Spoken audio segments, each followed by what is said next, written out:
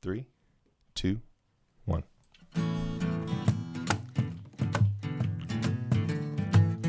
Welcome to Potter Familias, coming to you from Fairhope, Alabama. I'm Todd Sylvester. And I'm Stephen Sylvester. We're recording this episode after Thanksgiving holiday. Yes. And the cold weather came hard and fast. Well, cold for us in Lower Alabama. Yeah. Because it's a joke. I mean, you lived in Minnesota for 3 years. I did. It was actually cold there. But one cool part about post-Thanksgiving is the leftovers. Mm-hmm. Because this morning, I do a radio show Monday through Friday, and our executive producer came in with something that I had never seen before in my life. I think I'd heard of it, but I'd never seen one before. Okay. A pie cakin'. Huh? It's called a pie cakin'. What's a pie cakin'? Well, it was a large pastry-looking box. Okay. And she opened it up, and I said, "Mother of God, what is that?" Well, what is it? It looks like a traditional, very thick cake. Okay. But the first layer is pecan pie. Then in between that is like a frosting type stuff that you would normally have in between a multi-layered cake. Okay.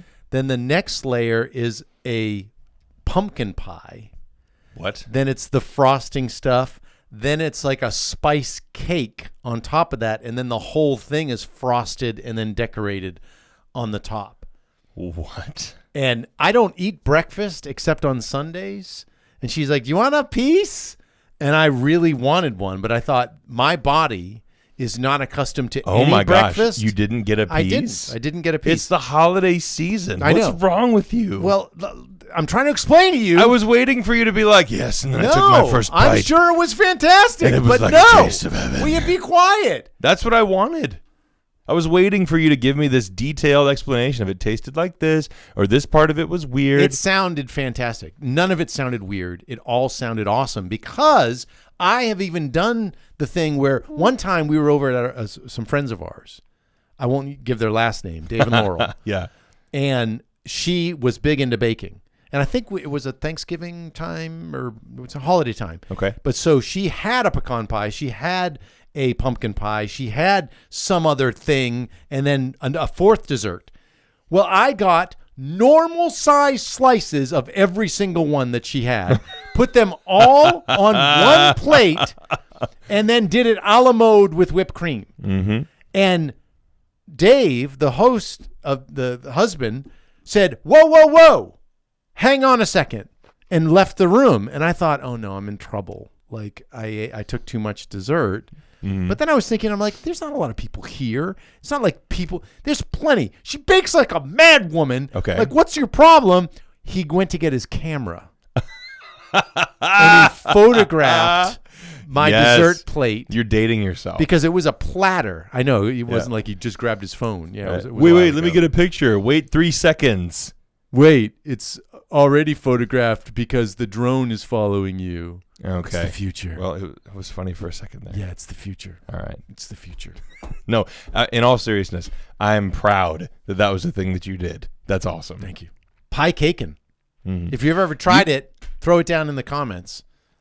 I'm curious to know if that's actually good because it sounds good, but sometimes if you put a bunch of good things together. No. When I did that multi-dessert plate, it was fantastic. That's not the same thing as a pie cake, though. It's very similar. No. Just because I didn't stack it. Was there any cake on that plate? Yes. There was? Yeah. Well, you didn't tell me that. I thought you were did. No, I said you got pumpkin pie, a regular piece and then of another every single cake. pie that was there. She had That's what you said. another type of cake thing in there. I don't even remember. Okay, you're leaving out information. There was so much baked goods on one platter. It wasn't a plate. It was a platter. Why couldn't we do Thanksgiving at their house again? Yeah. If you're listening to this podcast, Dave and Laurel, invite us over. Yes, we love coming to your house. The main oh my thing. gosh, This is insane. Yeah.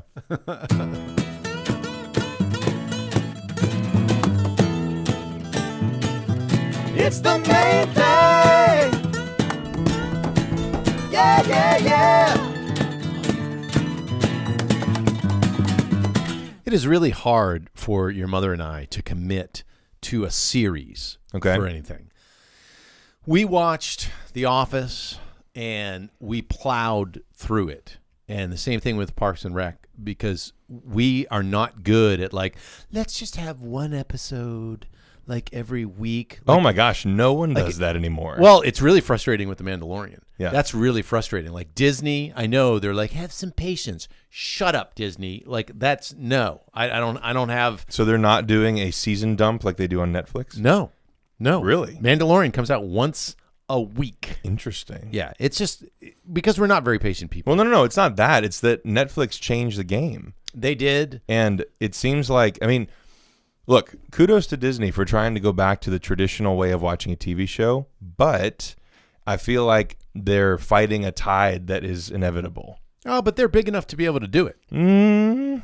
No, I'm saying for I don't shows know. like that, they're big enough. Yeah, okay, so nobody's going to cancel their subscription to Disney Plus over The Mandalorian being once a week. However, Netflix was onto something. We will voice our frustration. Yes, we will, on our podcasts that we do. Yes. But my point is that Netflix has completely erased this idea of you have to wait for a new episode to come out. Because, and by the way, that whole construct is a lie. It has been a lie since the beginning of TV. What do you mean? Because they make whole seasons and then just release them week by week so that they can get viewers every week. That's always been how they've done it. And Netflix was just like, you know what? We have this whole season. Let's just throw it up. Let's just let people watch But the I whole don't know thing. if Netflix thought, but people are going to stay up for 36 hours and watch every single episode. They don't care. Their revenue is based on subscriptions. It's not based on views. But they don't care that people are losing their jobs because Stranger Things comes out and then What they people- don't go to work. What people lost their jobs because I of don't Stranger- know. Okay, you're Maybe making this people- up. Of course You're- I'm you're making it up. I have no data. None whatsoever. Then why are you disagreeing with me? Because I do know that some people at least were like, I watched the entire Stranger Things as soon as it hit, Netflix. I stayed up and watched every single one. Afton and I did that with the last season of Parks and Rec. How long did it take? Oh my gosh, we stayed up until like 2 a.m. because we And were. then you lost your job We did not lose because our of job. Parks and Rec. We were like 6 episodes away, and it was late, and we were like, you know what? Let's just watch one more. And then we watched one more, and it was like, all right, well, it's not that late. Let's just watch one more. And before we knew it, we were finishing the show and crying in our bed because we love that show so much. It is a great show. And it was like 2 a.m., and we were like, #worth it. The next day, did you feel the same way? Oh my gosh, no. Absolutely not. I'm bringing this up because we're watching Poldark, which it was either you or MC. Somebody recommended it, and they're like, "Hey, It was us. If you like this type of time, then you're gonna love this show." You don't remember, but I forgive you. Okay, so we started watching it, and I dug it, but then I got frustrated. Yeah. Because the main character committed a pretty heinous sin, and it really made me mad. Mm-hmm. And you kind of put me in my place because I was like, I'm not watching this darn show anymore. And you asked the question, you're like, well, Dad, when did he claim? You said, Dad, why are you mad? Because I thought, he's the hero and he did this very non-heroic act. And it wasn't like it was before he developed his character. I mean, he was the guy. Yeah. And he goes, well, you asked the question, and it really stung my heart because you said, when did he claim to be a hero? And I was like, you jerk. Mm-hmm. I don't need a truth bomb being thrown into my lap. I've got more to say about that, but I'll let you finish your Okay. point. Well, but it's important to talk about this because I have a tendency to want heroes, especially male roles. There's nothing wrong with that. Right. Just as a man, I want a Superman. I want someone that I could admire. I want someone that has heroic virtue. I want someone that's not going to disappoint me, to that level. Yeah. Like, it's not as if, if he got mad and raised his voice or something like that. But That's a pretty low bar. okay, but I'm saying he went off and committed adultery and Or I guess a high bar. Yeah, but yeah, fair enough. and that it hurt my feelings because I had kind of pictured him. You know what I'm saying? Yeah, I do. All right, go ahead and rock me. Go ahead. I'm not going to rock you. It's just we have different expectations, I think, and desires when we're appreciating and consuming art, at least in the form of TV. And I'll include books in this too. So books, movies, TV, long form stories. I don't really like Supermen, and I'll explain why. Okay. So I obviously love the Saints. I am inspired by them. If we're going to talk about heroes in a minute, those are the type of people that I would use as examples. Amen. So I know I'm skipping ahead a little bit, but I have to explain because I don't want you to think that I'm disregarding all of those stories. I don't feel that way. Especially the true ones, Yeah, too. it's not coming across that way. I'm not saying that I don't like stories where the hero of the story is a perfect example of what you're supposed to do, of doing the right thing. And by the way, let me point out, I'm not saying perfect. I'm not saying that they're Jesus Christ or the Blessed Mother. I just do. You're right. I have a high bar. There's certain things. And it's funny that you said that because let's go back to Parks and Rec. I wasn't expecting a hero in there at all. In The Office, I wasn't expecting a hero. Yeah, I would have been really disappointed if, let's say, Jim was off on that business meeting and he slept with that girl that was going after him. Yeah. That would have been disappointing, but I wouldn't have said, I'm not watching this show anymore. Because you weren't expecting that of him. Yes. Okay. So that's fair enough, but I really like characters that are deeply flawed.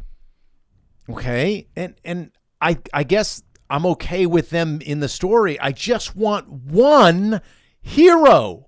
Just one. Okay, but hang on a second. So the reason why I said I don't like Superman, because I think Superman's a good example, and it's only later on in the comic books and in the movies and TV series they've done about him where they've made him more of a flawed character than he was originally. Okay. He is the type of character that you hold up and say he does the right thing all the time. That's where the origins of the figure himself, the character, came from, was this American hero, right? And that in itself is kind of funny to say now, but at the time when he came out in the 40s, it's like that's what you wanted. You wanted somebody who could punch all the Nazis and then go home and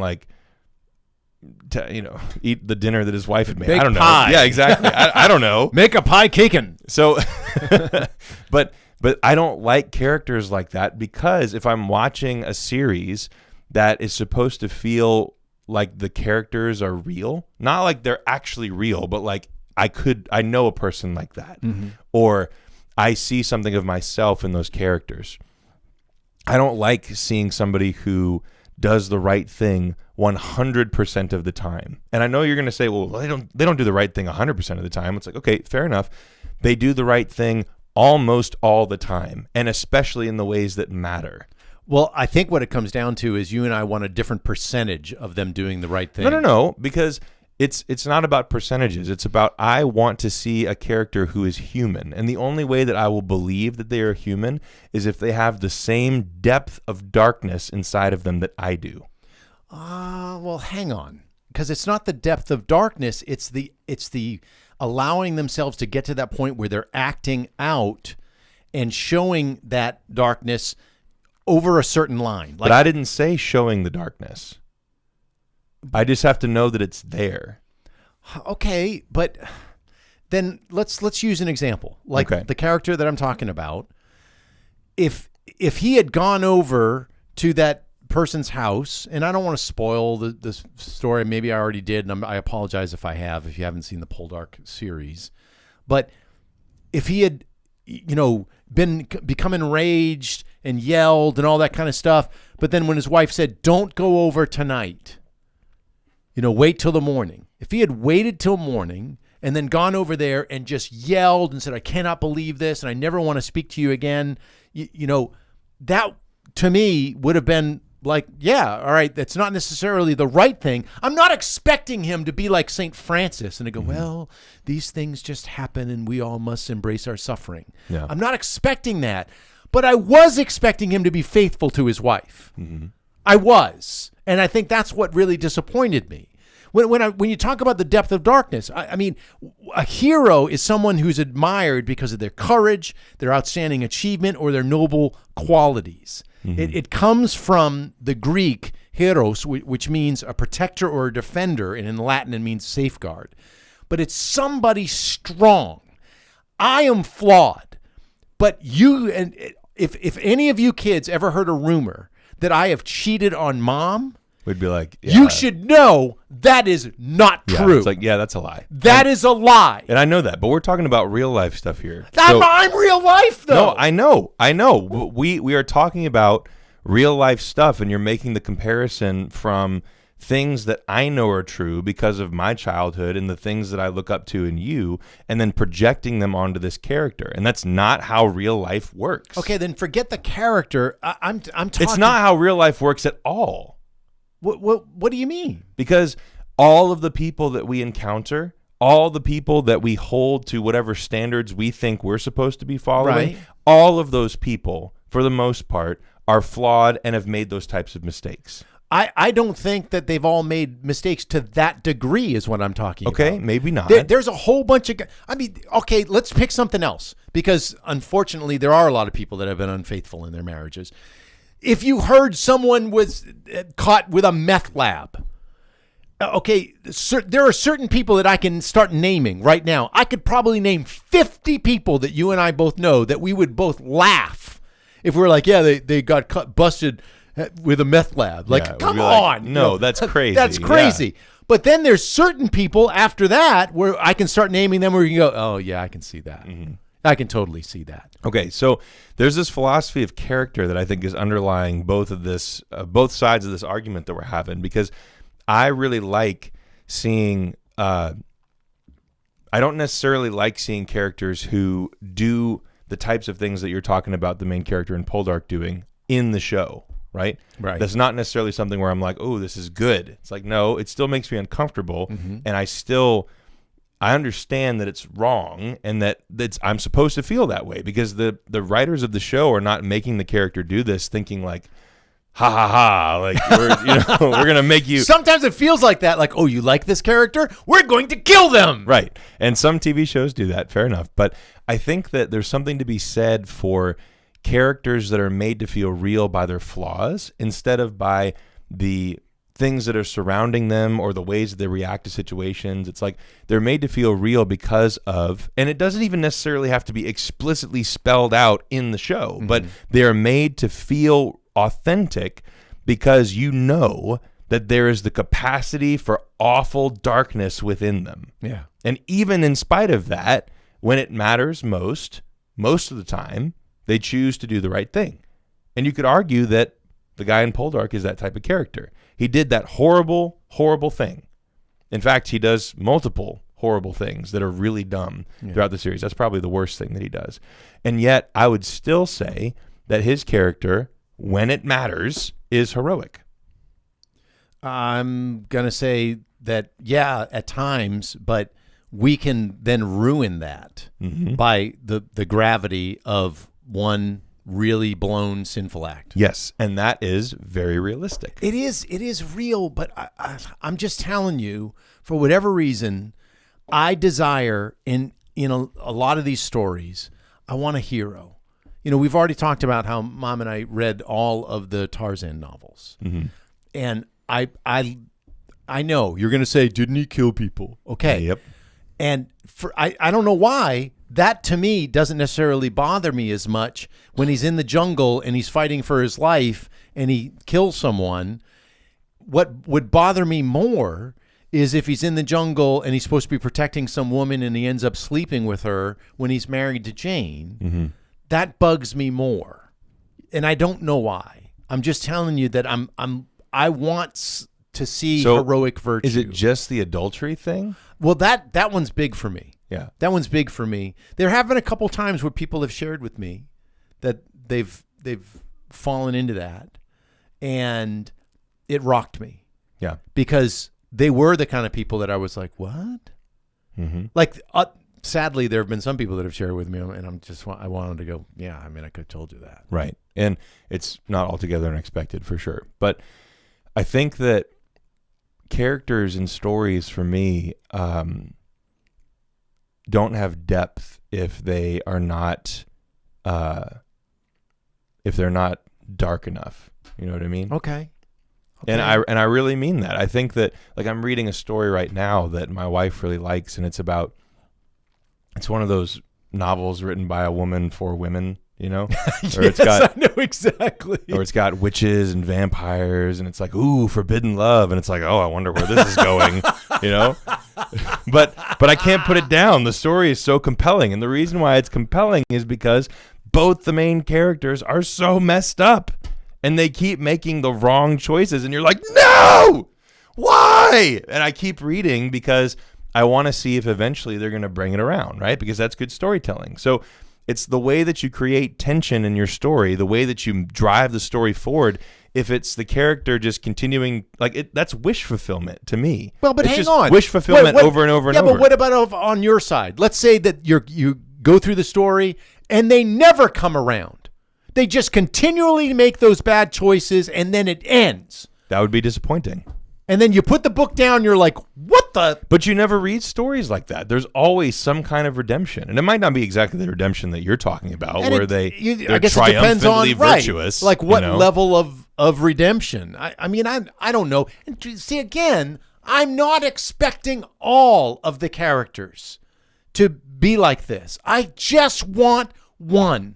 Like the other night, I was really disappointed because there was really only one man who I thought, that guy is virtuous.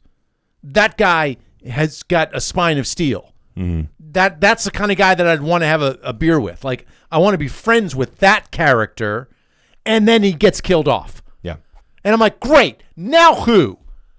So I don't know why. I'm sure there's a psychologist that's going to be listening to this podcast, and he's going to be like, well, Todd, you suffer from the la la la la la. I mean, I don't know, but I just want, again, it's not in every show. Oftentimes it's movies. I guess this is because it's a timepiece. There's supposed to be chivalry. Mm-hmm. Supposed to be guys, riding horses and shooting muskets. I don't know.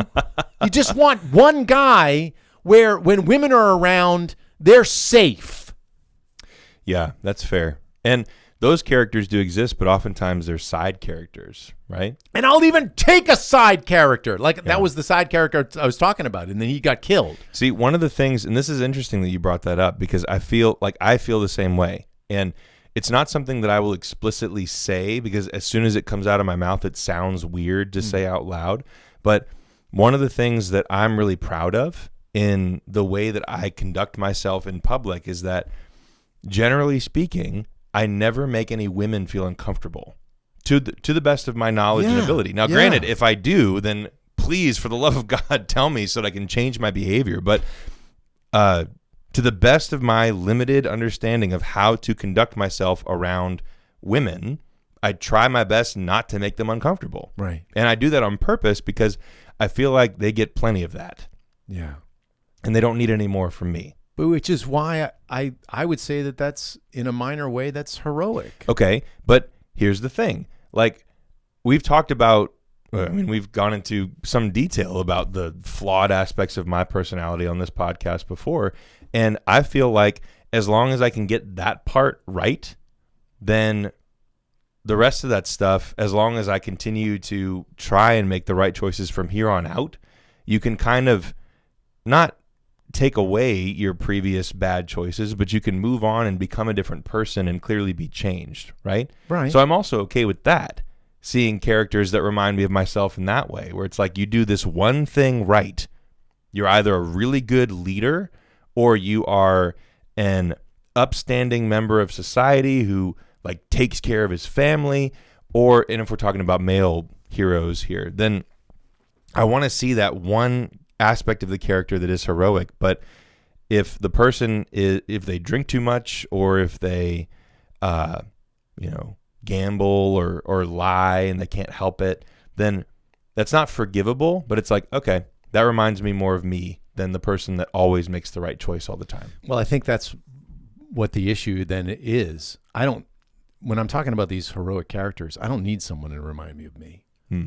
I know my flaws. And I want to be reminded of that. Yeah. And maybe that's healthy don't or know. healthier for you.